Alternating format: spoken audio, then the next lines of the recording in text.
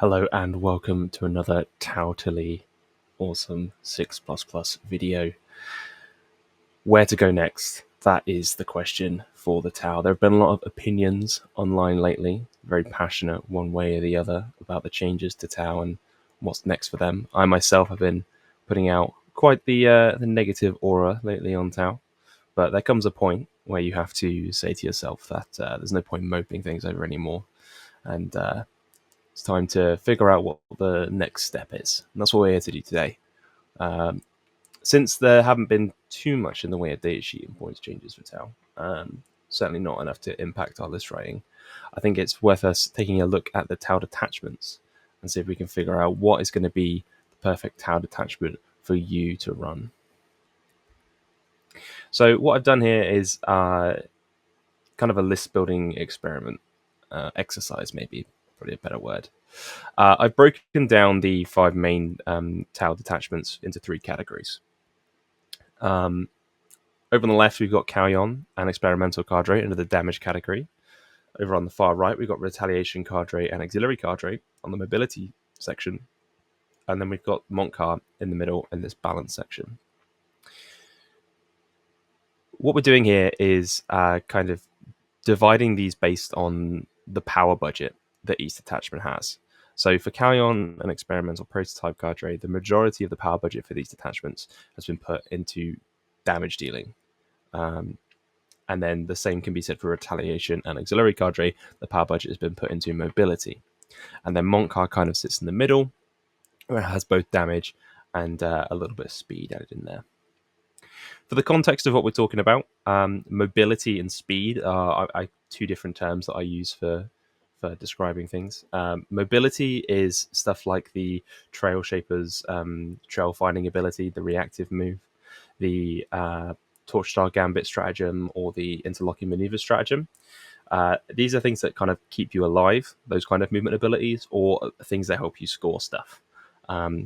Whereas speed, which is what Mont'ka has and auxiliary cadre has a lot of as well, that's things that increase your speed in the movement phase, right? So we're looking at things like auto 6 advances, scout moves, having the assault rule on all your weapons in Mont'ka, generally just putting the pressure on in that sense. I think this is a really good way to determine what kind of detachment you want to run, because I don't think any of the detachments particularly stand out as something super broken, and so I think a lot of them come down to playstyle. So I think we can sort of figure out where we want to be as individual Tau players if we sort of break down the detachments based on what they're good at and what they're not so good at. So let's start with Kauyon here. Let's go over some strengths and weaknesses. So the obvious strength and weakness of Kauyon is that it's a very high damage detachment, and it's not reliant on CP or enhancements. It just completely comes from the detachment rule, and it's just from turn 3 onwards, it's just on everything all the time. One of the other strengths of Kauyon is that it allows you to circumvent a lot of defensive options. So the new -1 the new ignoring of -1s to ballistic skill, hit modifiers, that sort of thing, kind of creates a suite of options for Kauyon, in addition to point blank ambushes AP bonus, +1 to wound from attempting trap. A lot of the really common defensive stratagems and enhancements that people have are just not going to work against Kauyon. You can't use smoke, it's just not going to do anything. You can't use -1 to wound, it's not going to do anything. There's so many different types of damage buffs and ignores for Kauyon that allows you to get around a lot of the common options that people will normally choose.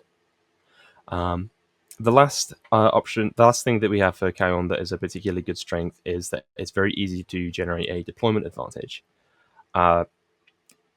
Because we have the solid image projection unit for a redeploy of 3 units, and we also tend to make use of a lot of units that are things like Pathfinders, Ghost Kills, that are generally quite good in terms of pre-game moves, with scouts and infiltrates, things like that. The start of the game stuff.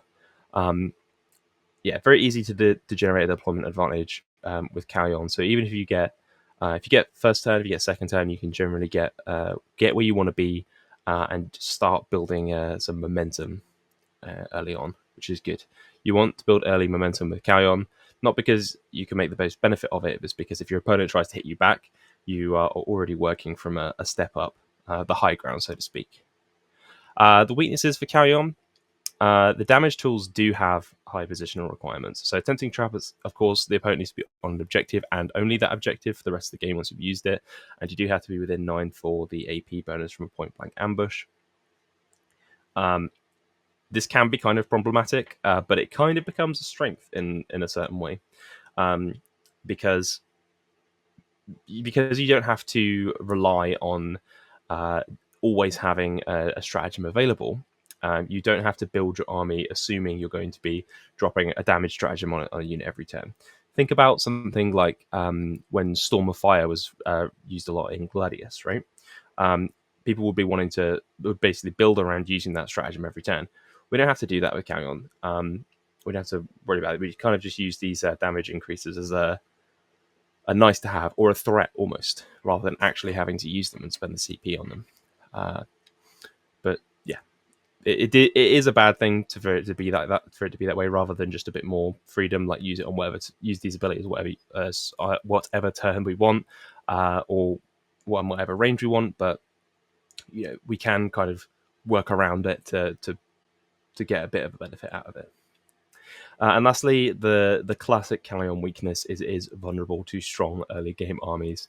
Thinking like World Eaters, Emperor's Children, Orcs. There are lots of other sub builds of armies. Vanguard Tyranids and the Tunnel Snakes Tyranids builds, and certain certain demons builds as well that will end up turn one deep striking onto you.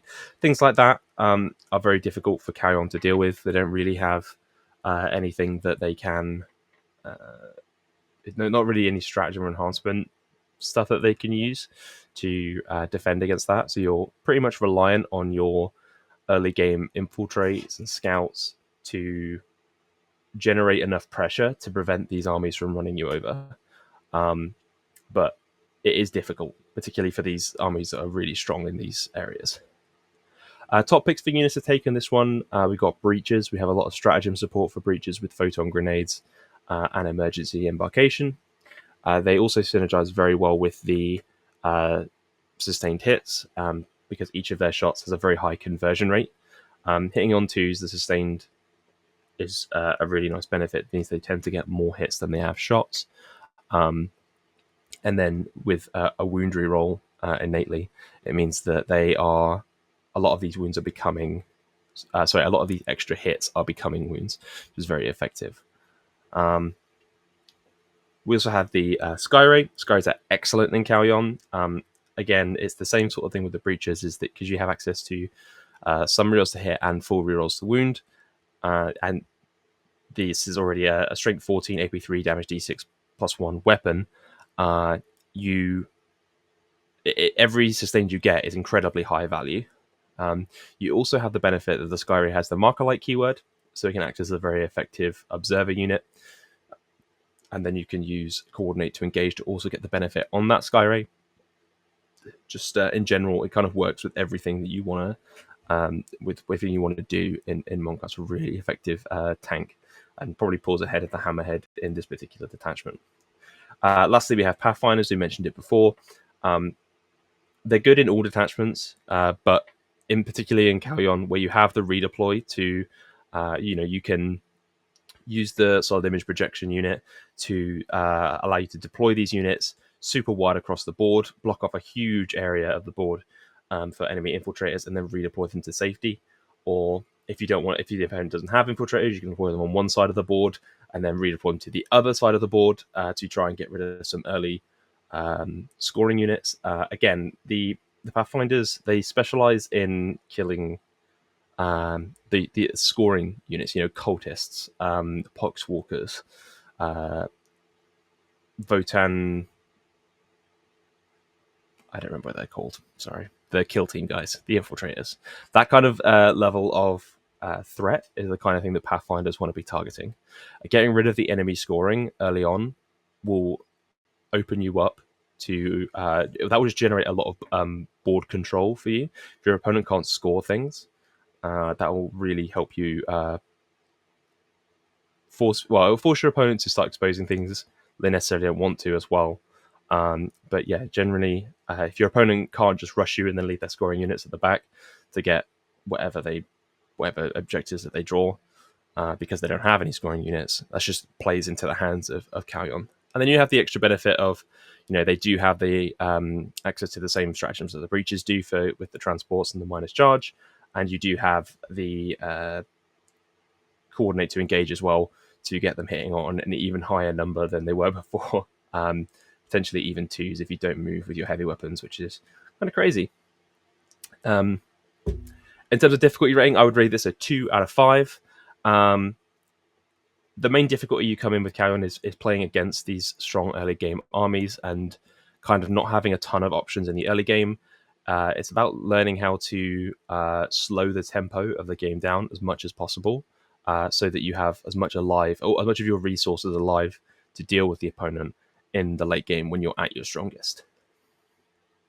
Okay, so moving on to the next damage dealer detachment, the experimental prototype cadre.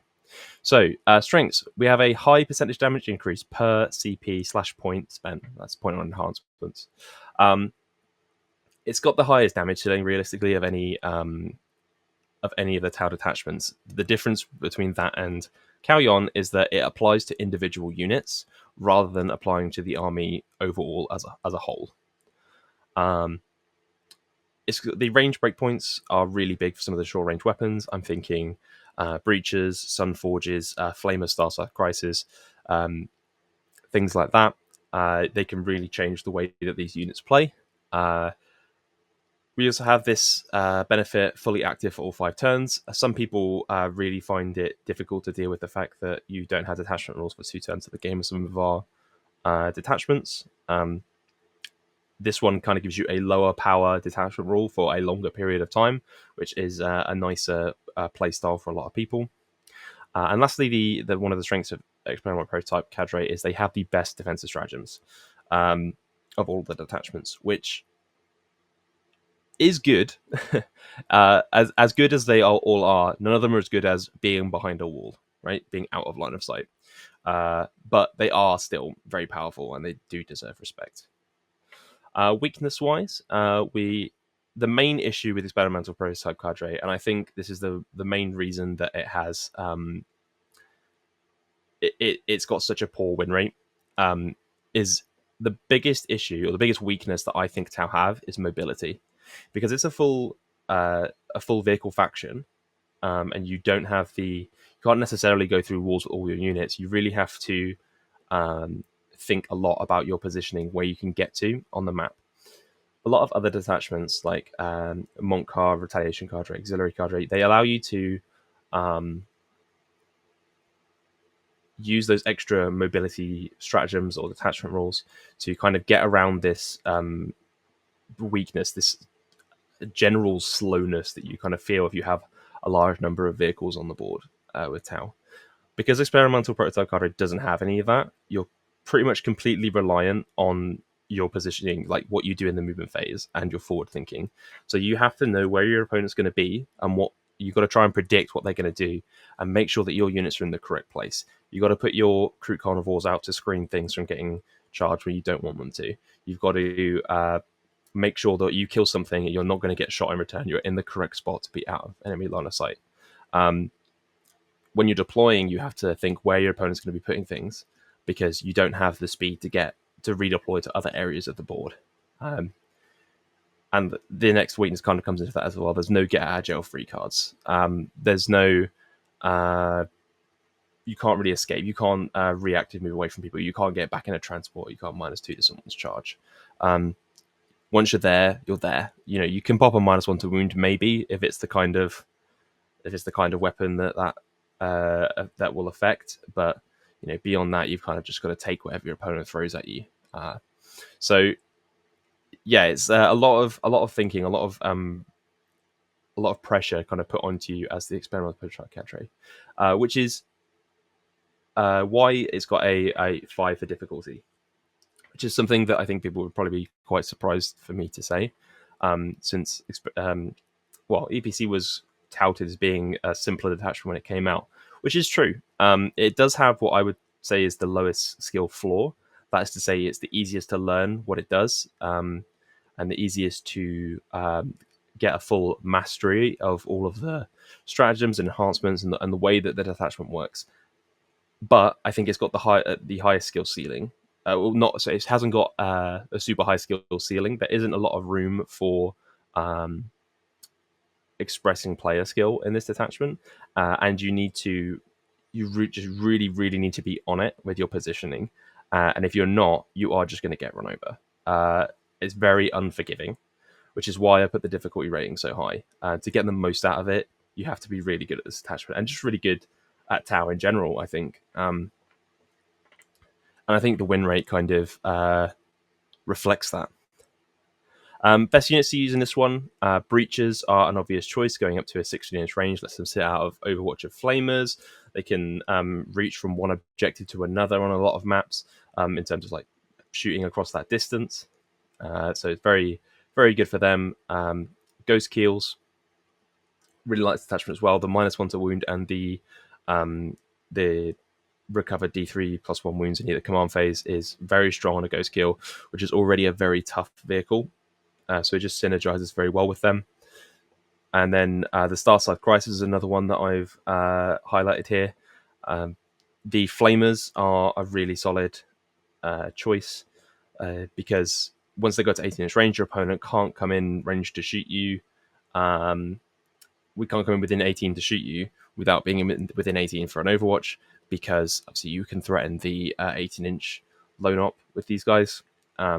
Similar shout out goes to the Missile Pod Fire Squad, who can do a similar thing. They can sit out in the open across the board and just either threaten an Overwatch for 18 or just not be shot out of 18 because they're so far away.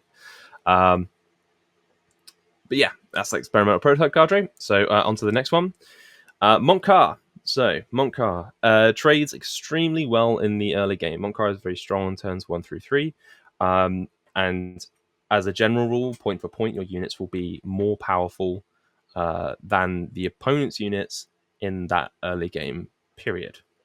This kind of lines up with these lethal hits, increasing the reliability of your units doing damage. Also lines up with taking down high value targets, which can be really good in the current meta. So looking at things like Magnus or Big Knights, other Primarchs realistically. But yeah, any high value target, Mont'ka is really good at taking those down. And there is a huge psychological factor to Mont'ka. Of all the detachments that I've played with Tau, by far, the thing that people fear the most is Advance and Shoot.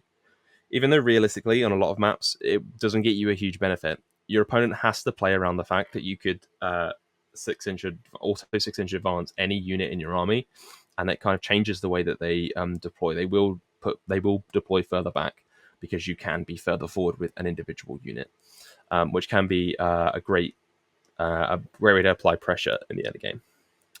Weaknesses: Mont'ka can run out of gas in the late game if you don't pace your trading properly. The way that Mont'ka plays a lot of the time is forcing your opponent to play the game with you early, which usually involves putting stuff onto the middle field objectives and saying, you have to get rid of me or I'm going to score these points. So things like your Crew Carnivores, your Ghost Keels, with the plus OC bonus, putting them onto objectives in the midfield and saying, if you don't get rid of me, I'm going to get a load of primary, can force your opponent to come out and deal with you, either exposing scoring units, things with lots of OC, guardsmen units and cultists, things like that, or putting out powerful shooting units to get rid of them off the board. That then opens you up to shoot them in return. But if you don't pace this properly, it is entirely possible that you're just out of stuff early on. And if you let your opponent dictate the pace at which the trading game happens, you can really run into trouble with Mont'ka. Uh, the other problem with Mont'ka is that as much as its strengths play well into the meta armies of the game, its strengths do not play well into the scoring of the game, the way that it's currently working in Chapter Approved. Running ahead with a really early score is not really that advantageous, because all that's going to do is give your opponent a bunch of challenger cards, which at best gives them 3 points every turn. At worst, it gives them that one stratagem they need on that one turn to walk through a wall or get D6 inches closer to you, or some other nightmarish situation. So that one's playing against Mont'ka. Best units for them, the Missile Pod Broadside finds its home in Mont'ka. That is the kind of classic place that you would want to use that. Lethal Hits does a lot for the Missile Pod Broadside. If you were going to run it, I would probably say do it in Mont'ka. It's also probably worth, if you were going to run large units of broadsides, I would also say this is the detachment for it. Mont'ka has a lot of really solid damage stratagems, in the sense of the +1 AP is very useful on them, as is the 6-inch advance for a lot of larger units. Thinking Crisis with characters or large units of broadsides. So running larger units with Mont'ka tends to work quite well. The Ion Cannon Hammerhead, this is the primary detachment where you would use that as well. The Strength 8 is less of a downside for the Hammerhead when you have the lethal hits available for it. And then lastly, we have the Kroot Warshaper. It's kind of a special shout out for the Kroot Warshaper. It's kind of a tech piece that you can pull in Mont'ka to help with the CP economy. The coordinated focused fire stratagem, for Mont'ka requires that you pick 2 units to shoot an enemy, but it does not require that those 2 units are able to shoot that enemy. They only require that you pick 2, and they have to shoot that enemy if they shoot. So you can pick a Kroot unit that's hiding on your home objective with a Warshaper in it, and a Piranha unit that's shooting a transport to shoot said transport, and then make that stratagem free with the Kroot Warshaper, thanks to the changes to free strats for CP, which is a funny interaction. It's kind of just a way to get a free +1 CP every. It's a free 3 CP per game if you want it. It's just an interesting tech piece for Mont'ka that can make it for 50 points. It's a nice little change because you can do some cheeky like grenades or 6-inch advances later in the game with those Kroot if you have to. So it's usually worth it for 50 points. But the difficulty rating, of course. So I put Mont'ka as a 3 out of 5. It's a little bit harder than Kauyon because again it requires the knowledge of the trading game, which is it's not just you having knowledge of how to place your units out. Kauyon is difficult in the early game because if your opponent knows what to do, they can pressure you very well. Mont'ka, you have to know what you're doing, but if you don't know what you're doing, it's very easy for your opponent to play into it. So if you start putting too many units out at once, even players that don't really know how to play against Mont'ka will see a unit in front of them and know to shoot said unit. As I say, the game scoring situation right now kind of bumps that difficulty up a little bit. It's kind of working against Mont'ka. So I put that one as a 3 out of 5. Next up, we have got Retaliation Cadre. So, Strengths of Retaliation Cadre is our first mobility-based detachment here. So, Retaliation Cadre has one of the best-in-class mobility stratagems and enhancements in the Torchstar Gambit and Starflag Ignition system. It's got fantastic CP economy because most of its strats are not very good, which is a benefit in this case. Because you have got more CP to spend on things like CP redrawing objectives is the main one.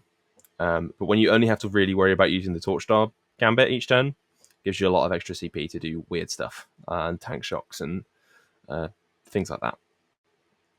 The last thing is it forces the opponent to deploy and move differently.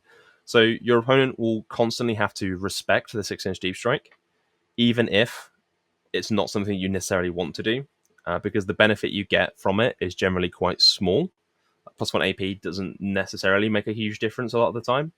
And it's not a stratagem you'll use super often. But your opponent still has to respect it, because if your opponent just leaves a gap in your on their for you to shoot on their home objective by coming in, you will take it and you will torch dog gambit onto their home objective and take it off of them. So your opponent does have to deploy in a different way to prevent you from doing that, and that can create all kinds of problems for the opponent. It can make it so that they are not in the correct position to score objectives. It can mean that they are further back on the board, and it's harder for them to retaliate against your holding of the mid-board primary objectives. It just generally forces them to play in a way they don't want to play, which is good for us. The main weakness of Retaliation cadre is that it has very poor defensive tools. 6+ Feel No Pain is just pretty terrible. You are almost always going to be better off using it as a CP reroll for a save rather than the 6+ Feel No Pain, because of the amount of wounds that the units that you can use it on have. It's almost never worth it. Almost always better using a save. Top picks for this detachment, we've got the Sunforged Crisis suits going up to strength 10 in this detachment basically all the time. Is super useful. And they really like the ability to move from 12 inches away to 24 inches away from the enemy or more if you've killed something. That's very kind of takes away one of their main weaknesses. The Star Scythe Crisis are also very strong in this detachment. The ability to stack, if you can stack the +1 AP that they naturally get against non-vehicle and monsters with the detachment rule, or even just the +1 strength, that synergizes very well for not just them but any commanders that join them as well. That is a very strong combo that you can run there. I haven't listed the Fire Knife suits. They don't get too much from this attachment. The plasma suits aren't very good, really, I don't think, due to a lack of volume of shots. I don't really think they're usually a very good choice. And the missile pod suits are okay.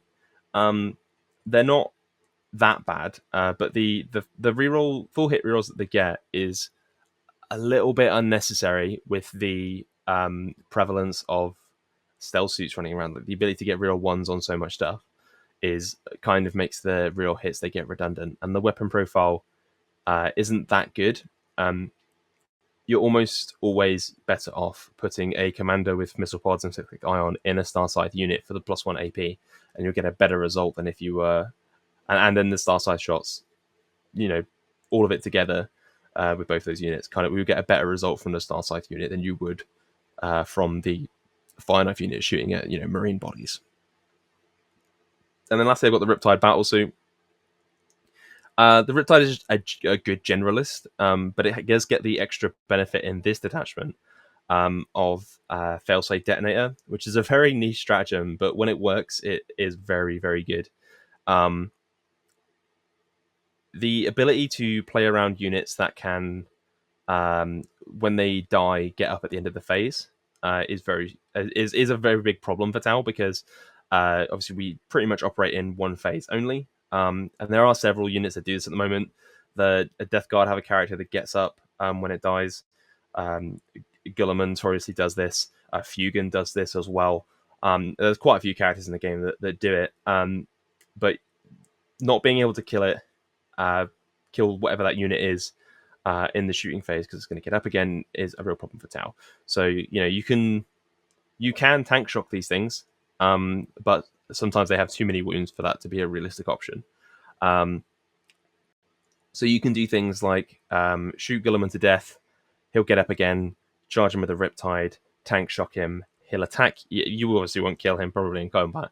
He'll attack you back, and you can choose to take your armor save rather than vulnerable save to intentionally die, blow yourself up for d6 more wounds on him and hopefully on some other stuff of the enemies, and take him away. Kind of niche, but there's quite a few units that are using that ability in the current meta, so it is worth having in your back pocket and ready to go. So again, it's another one of those like tiny micro optimizations that you want to make use of to get the best out of a detachment. Difficulty rating, I've rated this one 1 out of 5. Retaliation cadre doesn't have much in the way of tricks or complex strats you have to play around. It is literally just one strat essentially with Torchstar Gambit that you have to think about. The latest RTT I went to in across 3 games, I think I 6-inch deep struck once. I don't even think I did it once, but my opponent had to play around it the whole game as if I was going to. So yeah, that was. It's just not that because of the pressure it puts on your opponent. It gives you a lot of leeway that you wouldn't normally have. And then the extra CP you have from not using a lot of the stratagems, which I know sounds ridiculous, in this attachment, boost your scoring, and the Torchstar Gambit will also boost your scoring. The ability to get to places for things like any of the objectives, like attempting target, storm hostile, anything that needs you to be on a primary. You can move forward, shoot something, then move on to an objective. The ability to deep strike, potentially 6 if you need to, and then move again. It's really good for scoring objectives as well. If you need to be in the enemy's deployment zone, that's a really good one for getting that. It's just a lot easier to score points in Retaliation cadre than it is for a lot of our other detachments. Because even things like Ghost Kills, Riptides, and Stealth Suits can use that stratagem as well. It's not just the crisis. So making use of that every single turn of every single game is like the most important thing to get down for this detachment. But once you do that, you'll find your scores, particularly your secondary scores, will be rocketing up. Then we've got Auxiliary Cadre for our second mobility detachment here. Once again, we have a best-in-class mobility stratagem. Interlocking Maneuvers is one of the best mobility stratagems in the game. It has 150 different uses that I don't have time to go over in these in this particular video. But yeah, it is essentially, as far as I'm concerned, the number one reason to play this detachment.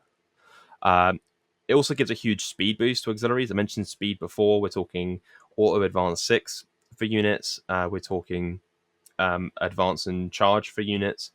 Super useful for them. And then also the ability to stand in the open with the 18-inch lone op and then be able to run forward is also a speed boost for things like Krutox Rampages, which would normally have to hide behind a wall and then run around it. And there are lots of other buffs for the Rampages as well. The +1 AP, the +1... the rerolls to wound, all super useful for Rampages. But this does act as a bit of a double-edged sword because, as we'll see, one of the weaknesses, this detachment is very CP hungry. It can be very easy to blow through 4-5 CP in a single turn with this detachment, so you've got to be really careful on how you spend it.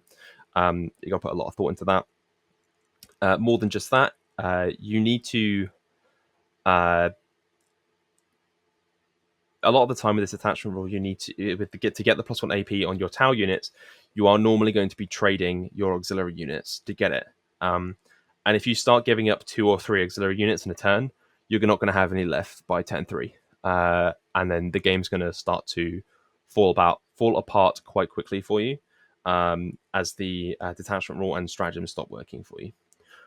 So if you have to make sure that you're protecting your auxiliary units and then giving them up when is appropriate. So you're doing it on your terms, which is a difficult thing to do. You are spending more on your auxiliaries. You will generally be taking more auxiliary units in this detachment than you would normally, which means you're taking less Tau units. Apart from Rampages, the auxiliary units don't really do any damage. So finding that balance in list building to how many auxiliaries you want to take and how many points you want to spend on it can be kind of a fine-tuning point in the lists that you will have to work on.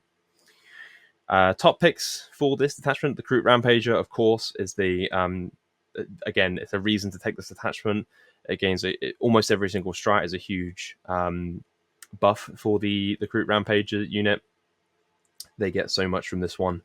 For me, I would be, if I was running this attachment, I'd be running 3 units of at least 3, possibly 1 unit of 6 and 2 units of 3 as well. They're just so so solid. Shadow Sun is great in this detachment. The fact she's a lone op means that you can place a bunch of units, a bunch of models, auxiliary models around her, and each of these units have a lone op and an 18-inch lone op, respectively. Her fusion guns go up to strength 12 with the +2 strength stratagem buff, which is a really important breakpoint in the current meta if knights are coming in. And CP regen is really good for this detachment as well. But as I said, it's very CP hungry. And then lastly, one we're talking over is the Vespid Stingwings. Vespids are always good, but in this attachment, again, they become extra good, giving them bonus OC with the favored leader, I think it is. And then being able to move them 18 inches to deny primary is just so solid. Special shout out to the Crew Hounds as well. Also excellent in this attachment, probably the best attachment for them as well. Overall, I've rated this one to be 4 out of 5. I think this one is definitely harder to learn for sure than most of the other detachments. Because I think you are in list building, you're kind of making things more difficult for yourself by taking more auxiliaries. You need to learn how to trade them effectively, and all the different things you can do with the stratagems. There's a lot of choices for you to make, and there's a lot of room for skill expression, which is a good thing. I also think there's a very high it puts the skill floor very high for this one, but it also puts the skill ceiling very high as well. So you have a lot of potential to go very far with your Tau list, looking at X and O, X and 1 kind of level if you get really good at it. I do think this kind of list has that potential. All right. You'll notice that most of these units that you see on screen I did not mention, despite being very, very good. And you're probably wondering why I didn't bring them up. Well, it's because they're universal top units. I think these 5 units, Piranhas, Pathfinders, Solo Broadsides, Stealth Suits, and Crew Carnivores, are fantastic in every single detachment that Tau has access to. And to be honest, these 5, I run all 5 of these in basically every list that I write now. So even it doesn't matter if you're running experimental prototype cadre or Mont'ka or whatever else, all of these units are good and worth taking. So if you were expecting me to talk about them more during that breakdown of good units and detachments, yeah, I would have had all of these on for all of the detachments if I'd done that. So I just wanted to sort of catch that one before anyone brought it up. But yeah, all of these units fantastic. See them in every detachment. Go wild with these. Always 1+ for all of them for me. But let's get to the crux of what I started the video with. What detachment do you pick? Well, ultimately, it's going to come down to playstyle. Because I don't think any of the detachments really sit super high above the others. If you want to focus on doing damage and killing your opponent, or if your local meta is stuff that's very hard to kill, thinking Custodes, Knights, Death Guard, then things like Kauyon and Mont'ka are probably where you want to look. Kauyon kind of becomes the default for that. It's the easier of the two to play. But Mont'ka, with being harder to play, has a higher ceiling. So I think once you learn Mont'ka, I think you can go further with it than you can with Kauyon. Kauyon is a very easy to play around for the opponent compared to Mont'ka, whereas Mont'ka is more reliant on you making mistakes for the opponent to play into it. So I think once you learn them, Mont'ka is going to take you further, but you can start with Kauyon and not have any problems. If you want to focus on scoring more than you want to focus on killing your opponent, so I'm thinking if your local meta is stuff like Eldari or some of the other tricksy armies that are escaping me at this particular moment, then something like Retaliation cadre is where you want to be looking. Retaliation cadre, again, is the easier of the two mobility detachments, auxiliary cadre being the other one. Once you learn auxiliary cadre, again, it's going to take you a lot further than Retaliation cadre can in most scenarios, I think. But you are going to... There is so many different options, different ways for you to solve problems with auxiliary cadre. it's going to be a kind of a brain overload if you don't necessarily know what you're doing. So I think for that playstyle, it's maybe starting with Retaliation cadre and then moving on to Auxiliary cadre and practicing that one afterwards, maybe the better way to go. Experimental prototype cadre kind of gets left out in the cold because I feel that the kind of small intricacies and little bits that it does, it's just not quite the right meta for it, in addition to it being really hard to play and doing the same thing that Kauyon kind of does already in terms of being a high damage output detachment. That just doesn't really work for them. The units that you kind of want to take, so you don't want to play MSU with experimental prototype cadre, but playing an MSU playstyle is where our units are stronger right now. So it kind of makes that one hard to justify. I will give a special shout out to experimental prototype cadre because of our detachments, it has a uniquely good matchup into Death Guard, in the sense that it can sit further away, be out of contagion range. It has some nice breakpoints on the strength values. It's just an unusually good game for them. If you have 5-6 Death Guard players in your area, which you might do, then it might be worth looking at experimental prototype cadre because it might be easier to deal with. Because if you're sitting an extra 6 inches further away, that's more than the movement on a lot of these units than Death Guard even have. So staying away from them is going to be a lot easier in that detachment if you want to go in that direction. All right, that's it. So thank you everyone for watching. Please like and subscribe if you like what you saw on this video. I'm going to have lots more tower videos coming. So if you leave a description, leave a comment in the description. I'm not very good at this YouTube thing. Leave a comment below if you have any detachments you'd like me to do a focus on, or any more stuff you'd like me to talk about specifically. Or you can let us know on our Discord. We have a 6++ Discord. We have regular discussions about all aspects of the game, and we have a really active community for getting TTS games in there. That's quite chill. All very relaxed in there. If you really like what we're doing, you can become a member for extra videos, and you can get access to our coaching system. The 6++ does offer coaching, so if you want to take your game to the next level or just expand your knowledge of the game in general with one-on-one sessions, please, by all means, you can take a look. We have our website in the description of the video. You can get a bunch of information there. But yeah, thank you very much, and I will see you in the next video.